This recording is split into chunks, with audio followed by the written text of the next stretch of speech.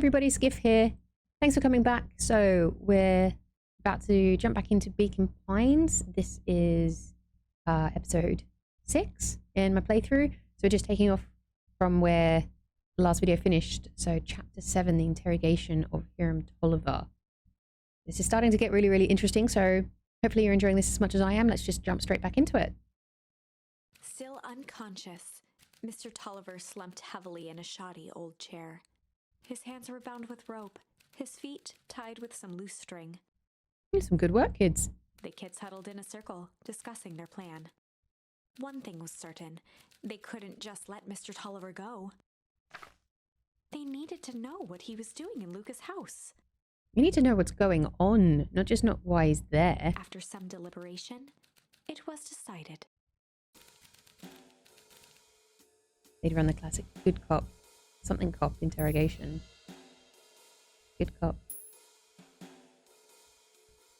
Oh. So I'm noticing most of the time the first option isn't always the way that the path's going to go. It normally stops and then you've got this one. In this instance, it's probably going to go one way or the other still, but I'm thinking we need to go hard cop. But I want to see all the outcomes. No, we'll go hard cop. See how it goes. They'd run the classic good cop, hard cop interrogation. Rollo brandished a steely gaze. I've got this. Read about it 100 times. Rollo swaggered past the chair which propped up the slumping Hiram Tolliver. Without even looking at his captive, he began with a long, blustery drawl. Well, Mr. Tolliver. Mr. Tolliver remained motionless. Rollo spun around to face him. He'd clearly expected to rouse Mr. Tolliver with his booming voice. Just kick him in the shins. Mr. Tolliver? Beck and Luca gave each other an unsure glance. Rollo slammed his fist on the table. I said, Mr. Tolliver! He grabbed the table lamp and beamed it onto the unconscious face. Mr. Tolliver groaned and slowly lifted his head. He recoiled with a muddled, weary squint. What in the The chair world? wobbled as he attempted to straighten up.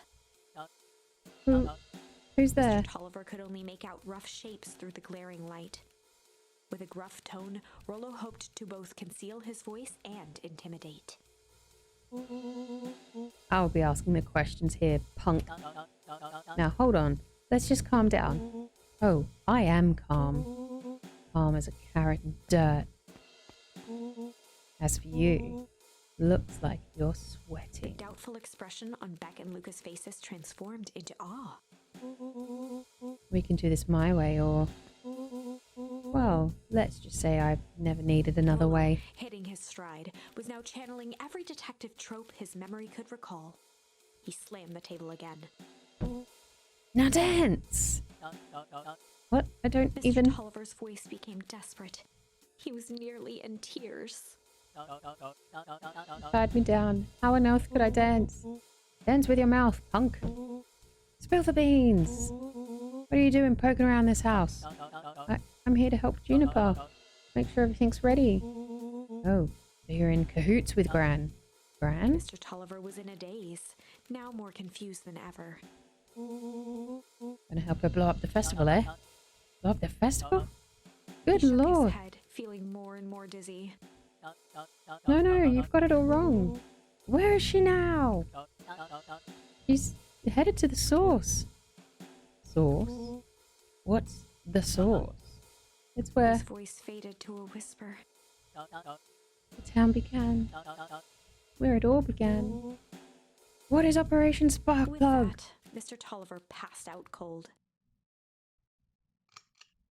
Rollo swung around with a repentant grimace.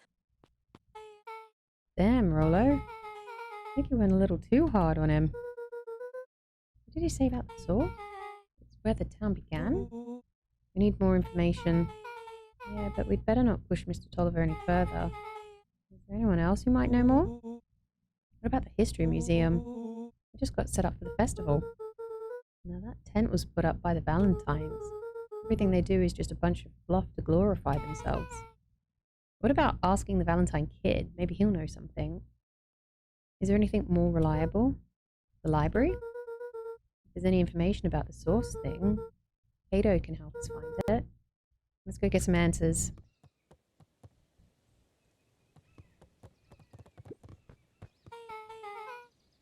This is a dang nice library. Thanks. We work hard on it. You're a little young to be a librarian. Cato hung out here so much eventually they gave him a set of keys. I just keep an eye on the place for Mrs. Novak sometimes. I thought you were working for free? It's quiet and I get access to all the books I can read. What more could a person want? Fair enough. What can I do for you all? We need a favor. I already told you in Rolo. I can't put you on any higher. I can't put you any higher on the wait list for the next Hank comic. And if you're here with more candy, I'll have you know I can't be bought. Call it a personal code of conscience. Actually, we're looking to do some research. Now you're speaking my language. What are you looking for? That's the thing, we sort of don't know. What do you got in the history of this town? There's the country record. Country... Or is that county? There's the county record archives. What's in those? Births, deaths, newspaper, clippings, stuff like that. Pretty boring reading. But they do go all the way back to when the town was founded. Great, we'll start there. Chapter 8. 6 feet under, 3 towns over. The kids spent the rest of the afternoon combing through dusty piles of old county records, desperately searching for anything that could help them make sense of Mr. Tolliver's cryptic utterance. Luca tried to shake the thought of Gran's basement, but his focus wavered. Explosives, messages hidden in jam, dossiers on various town figures, and a corkboard threaded with photos. Gran was the only family he had left. He still couldn't bring himself to believe the worst. But the old map with the symbol of explosives in town square made that difficult. And that's because it's not of the main town square. That's probably because they were looking to drop it into the source, which from our previous branch, we were told that essentially if the heat or if the explosion had been too much, it would have sent like shockwaves through it, which is probably why in one of our other previous branches, when Rolo and I got frozen over, maybe that's because Gran had dropped the explosives in there and it caused that shockwave, it caused everything to freeze. But when we did it with, so bad with names, I need to write these down, with our friend who we dropped in there, it was just the right amount, so it just sort of froze that and didn't cause any problems. We need to stop them from dropping it in there or we're all going to be doomed. As the sun began to set, the kids were no closer to the truth. If I have to read any more records, my eyeballs are gonna pop. You have to keep digging. If I dig another word, I'm gonna end up in one of these 9 death records. Rolo Kota lived a full and wonderful life. Till he read so much boring crud that his brain oozed out of his ears. Shut his book with an assertive nod. If you've got a better idea, spit it out. You sound like my sister. Keep pushing your luck, pal. It won't be boring county records that'll kill you. I'll put you in the obituaries myself. Rolo muttered under his breath. You're a county record. Really? That's the best you've got? When I'm done with you, you'll be a footnote in history. Just Beth like slammed her finger down on the open page before glancing down to read. J. Hartford here. I'd love to see you try. Hey! We're all a little tired here. Let's just take a minute and... Something tickled the back of Luca's mind. Wait, what was that name, Beth? In the orbit? J. Hartford. From the Brookfield Tribune 8 years ago. Can't be right. What is it? J. Hartford. That's my grand's name. Juniper Hartford. Maybe there were 2 J. Hartfords? Mrs. Hartford is survived by her young daughter, E. Hartford. My mum's name is Eleanor. Okay, this is getting creepy. If your gran is 6 feet under, 3 towns over, then who am I living The with? question hung in the air.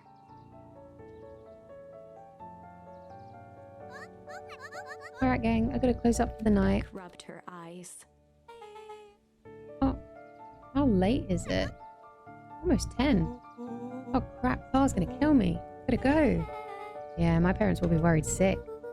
Okay, let's meet up as early as we can at the festival tomorrow. What are you gonna do about your unconscious man in your basement? I'll think of something. Luca's heart was pounding as he approached the house. If he was lucky, Gran, or whoever it was, hadn't gotten back yet. And of course, there was Mr. Tolliver tied up and unconscious in the basement. Dealing with him would be the first order of business. Luca shook out his arms to calm his nerves before entering. Oh. He held perfectly still, tempering his breath, and listened closely. She was asleep. She wants you to think she's asleep. She ain't asleep. His only hope was that she hadn't found Mr. Tolliver before dozing off.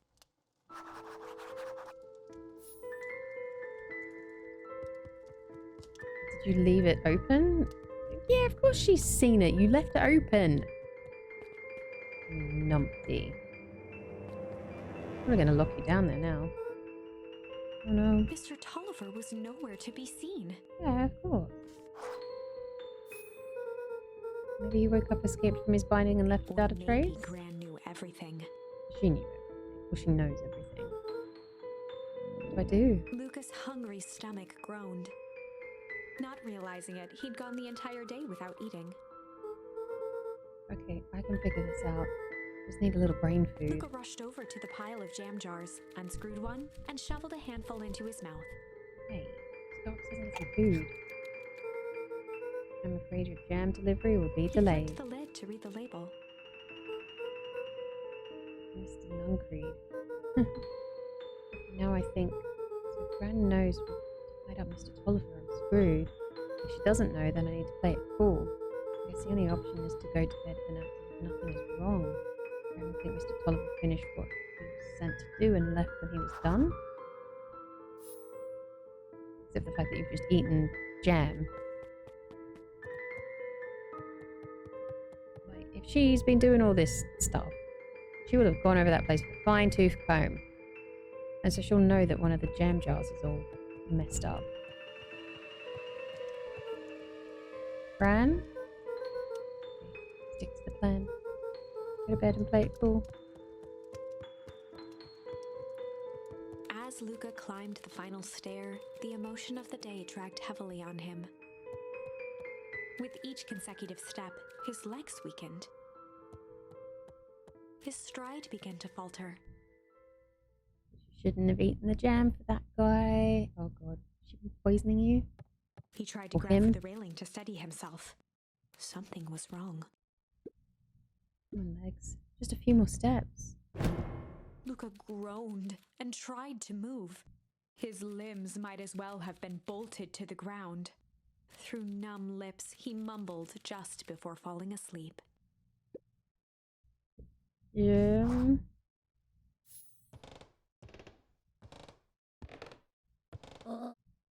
Sweet boy. What did you get yourself into?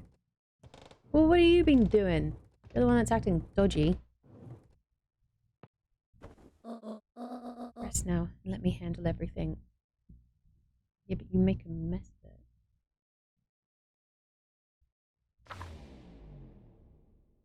Chapter 9.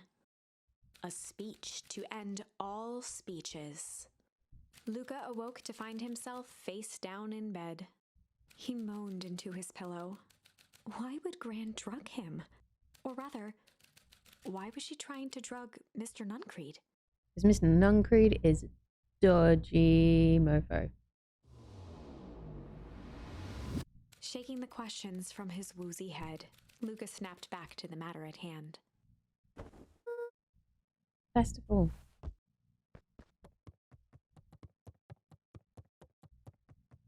Gotta be a way to get into those rooms.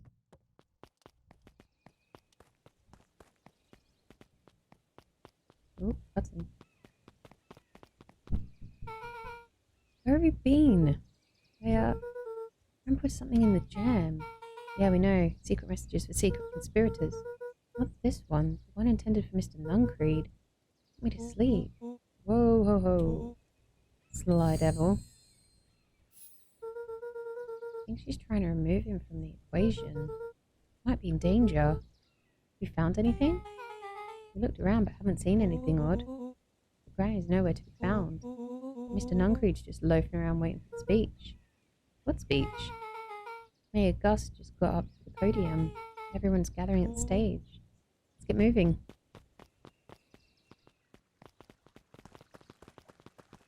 Augustus Valentine nervously wiped his brow. Ahem. Is this thing... hello, Beacon Pines. I'm Augustus Valentine, your mayor, and I suppose you already know that. Oh yes, before we get started, I just wanted to take a moment to recognise someone who couldn't be here today. Town wouldn't be where it is today without my father, Sharper Valentine.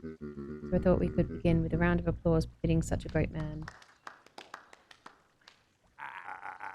Even that's more than the old codger deserved. Gus cleared his throat and awkwardly loosened his tie. Right, where was I? William Kerr bounded on the stage with the energy of a preacher at a big tent revival.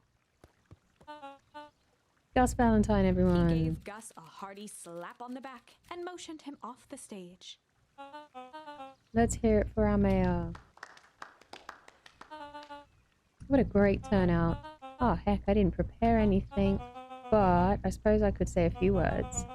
Be ashamed to waste such a beautiful Mr. podium. Kerr pulled a thick stack of note cards out from his vest.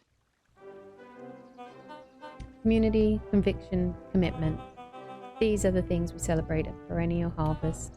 For us, these are the pillars of the bridge to a better tomorrow. But I think it's time to add a new pillar. Change. Change is a powerful thing. It's inexorable. I can't speak. Sorry. Unavoidable and undeniable. And I am dangum thankful for it. Change is the reason we're all together today. It's hard for me to believe that it was only 4 years ago when fate brought me here. A simple business trip brought me to a small town, which would change my life Mr. forever. Kerr took a moment to survey the crowd. You know what? He wiped away a single tear. From the second I set foot in Beacon Pines, something about this place has held me captive. You see, change represents opportunity. It represents potential. It was change that helped me recognize the potential of this place.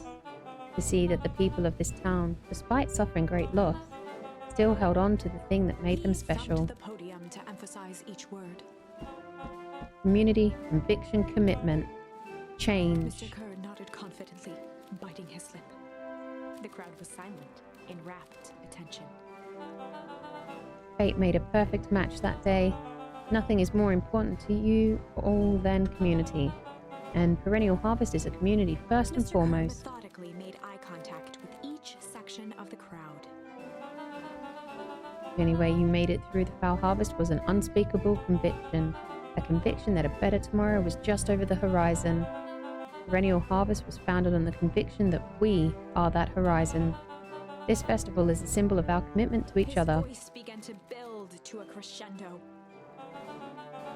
We now walk hand in hand into a future we will shape together. And that is what change is all about. Grabbing the future by the scruff of the neck and making things happen. Change is a choice. So many C words in here. I am tickled pink that we will be making that choice together. How great is that? Just imagine what we can accomplish. And you all get frozen.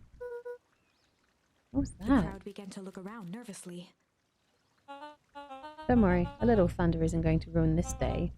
Everyone remain calm. Mr. Kerr quickly flicked through his note cards. Where was I? Through all of my travels, I have learned one true thing. One always reaps what they sow. Exactly. We have all planted a lot of good in this town, and so it is with a happy heart that I can He proclaim raised his hands up to the heavens. our harvest awaits.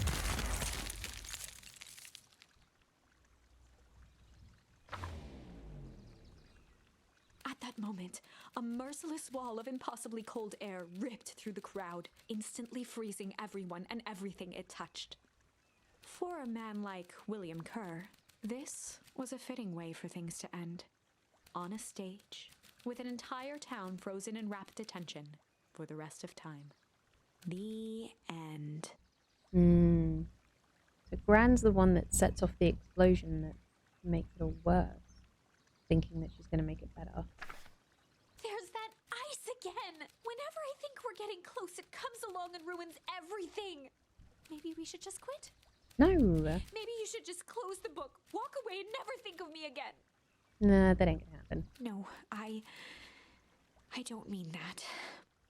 We got a little closer this time. We just need to try again. Please. Don't worry, I got you. Ooh, okay. So we've done all of those. This is the only branch left that we can go down. Yeah. Okay, so we can either do chill or we can do sly. Sly is the new one, but I'm interested to see what happens if we put chill in there. Let's go with chill. We can always come back to They'd run sly. the classic good cop, chill cop interrogation.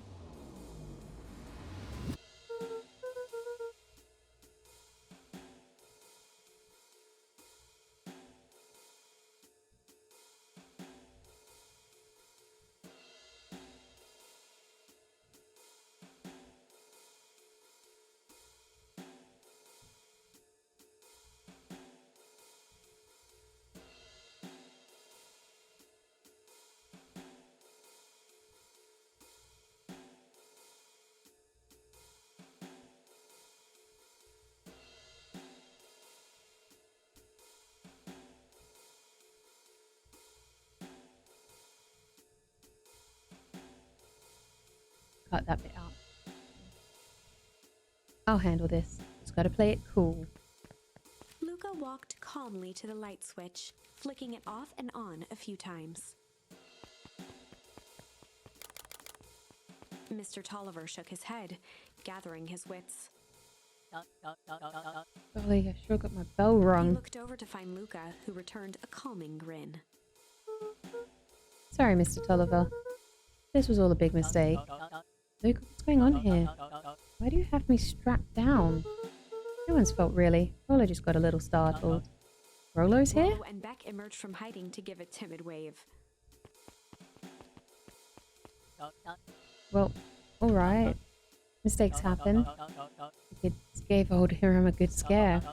Let's just get me out of these ropes and call it Luca even. glanced over to Rollo and Beck, who replied with skeptical looks. Mr. Tolliver, why are you in my grand's basement? I'm here to help, of course. Help with what? What's my gran up to? If you'll just cut me loose, I can show you. How do I know we can trust you? Mr. Tolliver exhaled with disappointment. Luca, have I ever done wrong by you? No.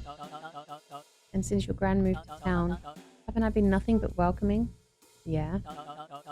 But why would I turn my back on your family now? It's just, all this stuff seems pretty weird. Board with names of people from town, an archive of my dad's old disturbing patient notes, Luca gestured to the corner. barrels of explosives. I can explain everything. You just need to untie me. Kids deserve an Luca explanation. looked again to Rollo and Beck. This time they shrugged. Luca began to slowly loosen the bindings. Mr. Tolliver gently rubbed his wrists.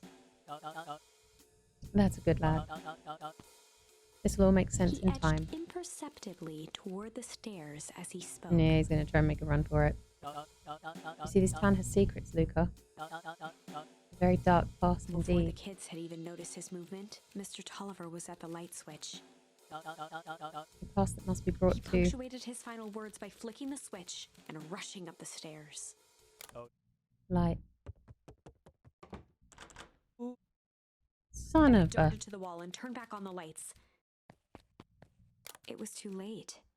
Rollo confirmed what they all heard. He just locked us down Mr. here. Tolliver's muffled voice came from behind the door. I wasn't lying, you know. This is for your own good. You kids just keep tight down there and let the adults They handle looked this. bewildered at each other. Play it cool, huh? Not now, Beck. They heard the staccato thump of quick steps exiting the house. The kids looked down in resignation. This isn't how it goes in Hank Atomic. For some reason, they'd always assumed it was up to them to save their town. Luca opened his mouth, hoping to conjure some magical words to make this right.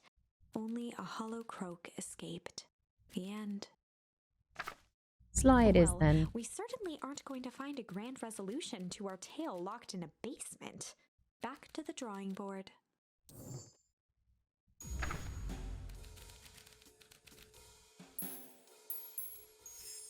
They'd run the classic good cop, sly cop interrogation.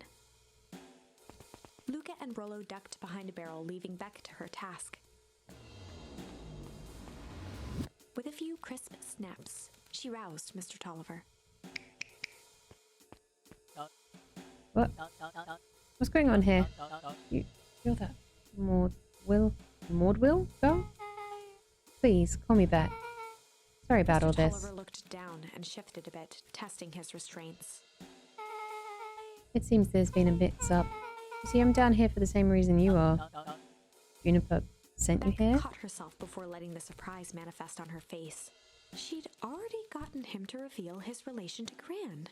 This was gonna be easy. You know how Juniper is with her precautions. Operation Sparkbug has us all on edge. I guess she thought you needed some backup. She sent a child? A better way to avoid prying eyes.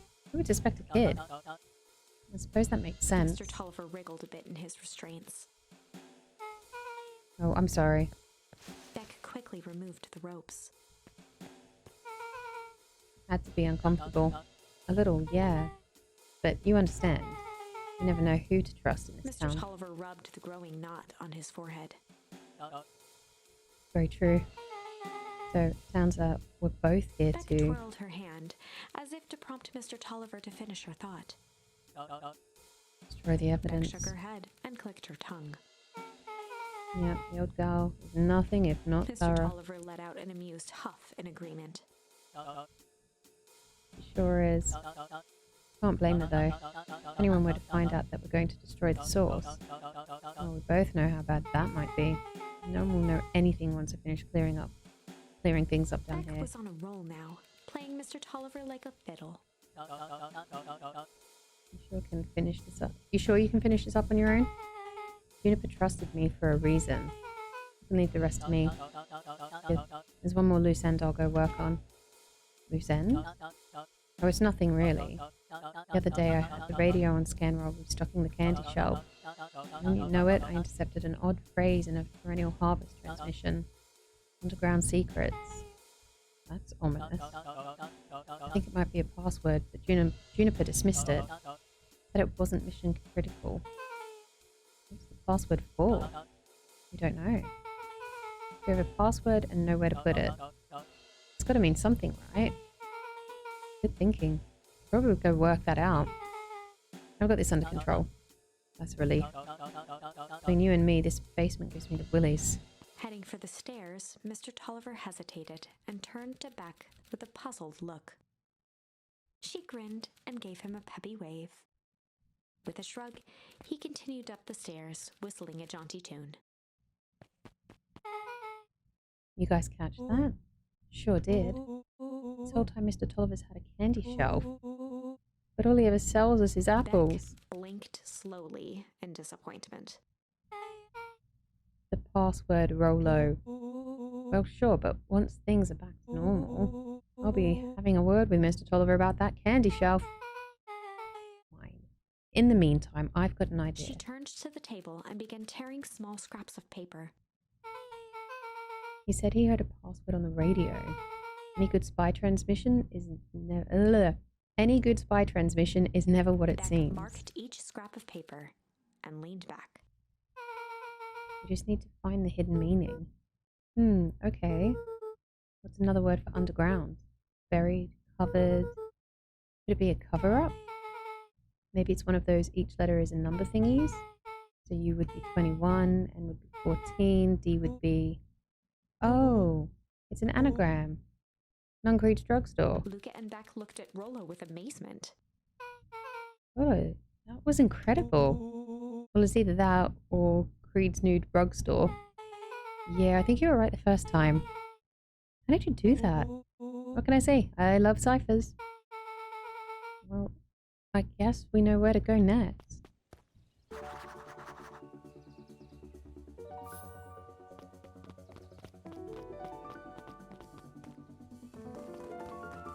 Gonna pause 1 second, just check my phone.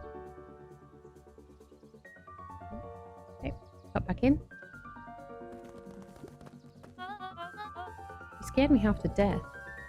Sorry. You kids haven't seen Mr. Tolliver around, have you? No? It's got me waiting around like the last slice of pie. I swear that man would be late to his own funeral.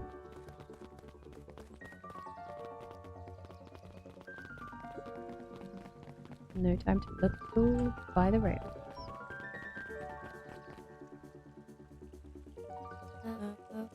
You're late, Augustus.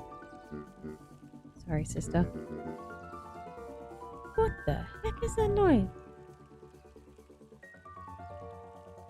Sorry, I don't know if you can hear that. There was a couple of loud bangs. And there's a dog barking. I think the dog barking belongs to one of my neighbours that does this. I don't know if you can pick that up. There's been a couple loud bangs. It's kind of freaking me out. Think it's okay? Alright, let's carry on. Was caught up with work. Work? You had a few more details to lock down for the festival.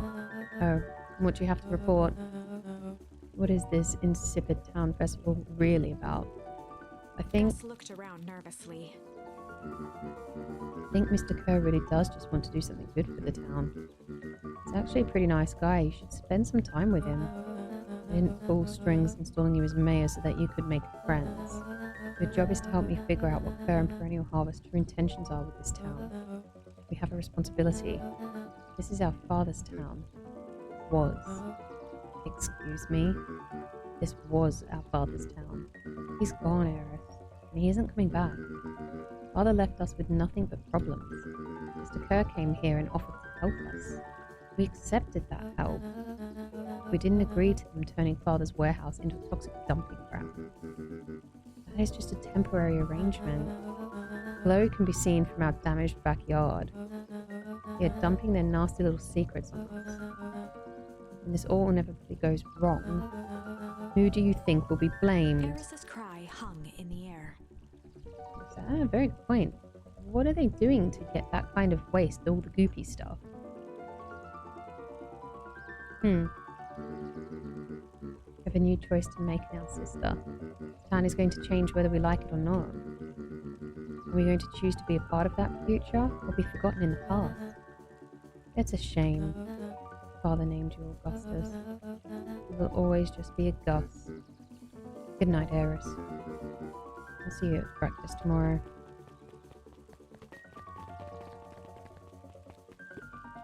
Getting late, children. Okay, it's still there reading. Give me some good insight. What you got? Knowledge, he spat with a sneer. There exists a gulf between knowing something and being able to do a damn thing about it. I do hate it when the villain makes a good point.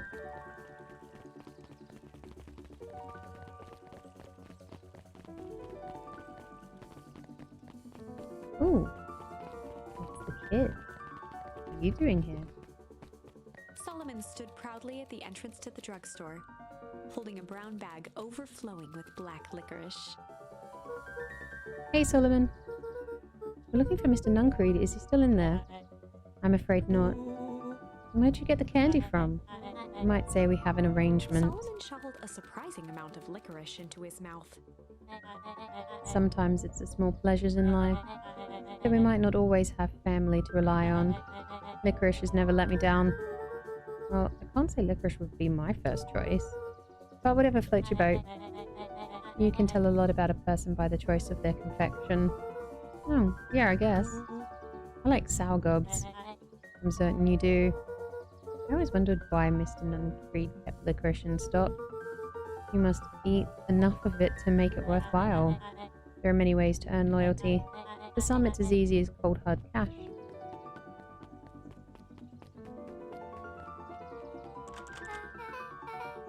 Bit weird. Well, he's right. It's locked.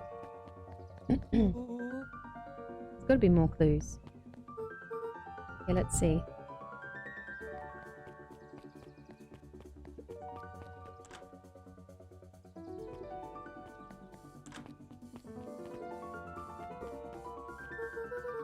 Have you ever seen anyone actually use this thing? Beside Mr. Nuncreed? No. Beck cupped her hands on the glass to peek inside. This is not a normal phone booth. It's got like a blinky keypad. Why would there be a blinky keypad? Creed's Nude Frog Store. I mean, underground secrets. Beck flung Password. open the door and they all squeezed in. Alright, let's see Luca here. cracked his knuckles and entered the letters into the keypad. Underground secrets. Sounds like that did something. Great, now what? I guess we... The inside of the phone booth dropped loose from its shell. Without even the space to panic, they closed their eyes, held their breath, and accepted their fate. Suddenly, the chaotic descent slowed to an effortless landing. It was unclear where they ended up, but at least it was solid ground. The air was stagnant and smelled vaguely of chlorine. I knew it. I knew that there was a secret hub full of strange tubes under the phone booth. Of course I did. Didn't I say that? No. I definitely thought it. Luca, do you remember when I said how cool it would be if the trans-dimensional conduit from Hank Atomic issue 12 were real? Rolo, at one point or another, you've said that about every technology ever discussed in Hank Atomic. That's why I'm such a good predictor. It looks like each of these has something written on them. This suit has a broken mask. We found one of our mysterious warehouse creepers. At least found their hazmat suit. If it walks like a Nuncreed and talks like a Nuncreed, let's not jump to conclusions. Just saying.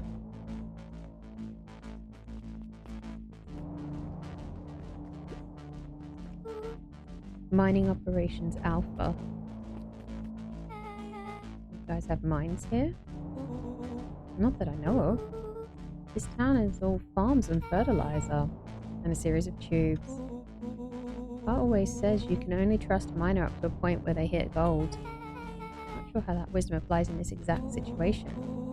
That's the thing about Pa. You don't always realize what he means until it's too late.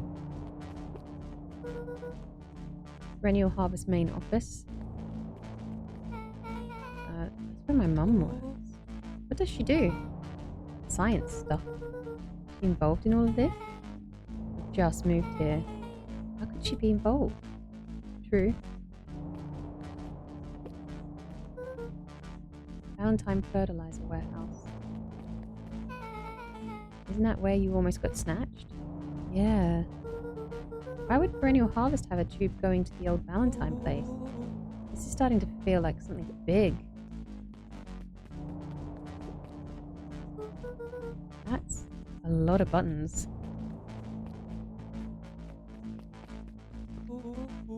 Stand aside, Earthlings. I've read enough Hank Atomic to know my way around sci-fi tech. Rolo's hands hovered over the field of blinking buttons.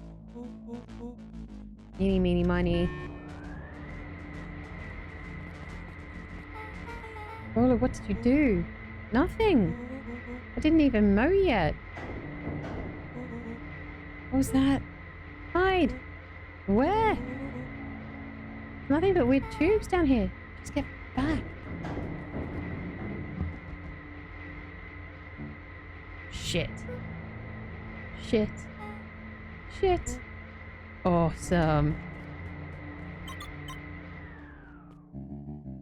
You'll need to come with me now. I'm going anywhere with you. Until we get some answers. Mr. Underground Secrets. Told them an absurd password. They love anything that makes them feel clever. They who? Doesn't matter. If I can keep you hidden until after the festival, it might be able to save your skins. I don't care about our skins. Hold on now, I like my skin. It all stops now, Nuncreed. Joseph waited for a moment in silence. Sound just like him. Who? Walt. You don't get to talk about my dad. I know your father and I were friends back before. He gestured toward the strange tubes. All of this. That's a lie. It's true. I used to bounce you on my knee. What happened? Same thing that always happens. Reality, complications, life. We were a team, Walt and I. An idealistic doctor and a bright-eyed pharmacist. Both hell-bent on helping folk. So you were his sidekick? No. We were partners. He helped patients and I helped him. Yep, total sidekick. Nuncreed let out a growl of a sigh. Luca, I need you to know this. I need someone to know this. One day Sharper Valentine comes to us, says he's got an opportunity. He's found something he didn't quite understand, and he was willing to pay us both handsomely to help him understand it. My dad said no. Father and I both believed in helping people. The thing I could never get him to understand was it's a lot easier to help others if you help yourself now and then. Classic sidekick into villain plotline. Walt loved being righteous almost more than he loved his family. He was wrong about one thing, though. When he begged me not to take Valentine's offer, he said, Joseph, if a person says yes one time to Sharper Valentine, he'll make sure they keep on saying yes to him until the day he's dead and gone. He shook his head wistfully. Sharper's long gone, but he still got me saying yes. Is there a point to this sob story? Not really, no. Just an old man trying to delay what needs doing. Nuncreed took a menacing step towards the children. I tried to keep you safe. I tried to keep you and Juniper out of this. You forced my Luca hand. began to laugh. What? You really don't know? My gran isn't out of this. She's been scheming right under your nose. Juniper? Seems like she's planning on crashing the town's party. She's going to disrupt the festival.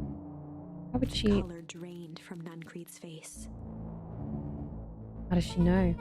Apparently she knows a lot of things. What? Let's just say this isn't the only underground lair we've busted into today. And honestly, hers is way cooler. She's got maps and explosives and bad intentions, big man. Nuncreed grabbed Luca by the shoulders. His eyes were frantic. You need to tell me what she's going to do right now. She doesn't understand what it is she's messing with. Tell me now. She's in danger, boy. I don't know. She had a map with a mark on the fountain in town square.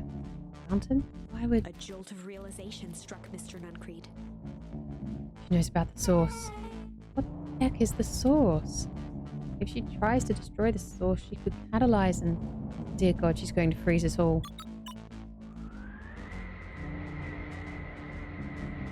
We all need to run. Run where? Away.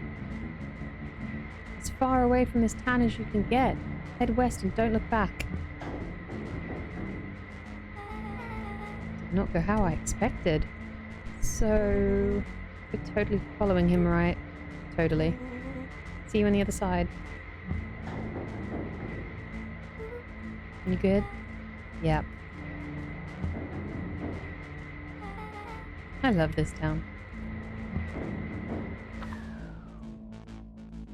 Chapter 8. Okay, so again, a little bit shorter than normal, only about 40 minutes, or shorter than the last few anyway, but it's a good spot to stop for now, and we'll jump into Chapter 8 when we come back in the next video. So, hope you're enjoying this as much as I am. Again, go get the game and play it yourself, even though, yes, we're walking through the whole thing, but if you want to stop now and go and do it yourself, it's amazing artwork, it's a really interesting story, like it's definitely worth playing, or if you know other people that would enjoy this, definitely point them in the direction then. But for now, I'm going to stop, we're going to end it here, and then we'll crack on with the next one when we carry on in the next video. Sometimes I really can't speak properly, can I? So, anywho, bye!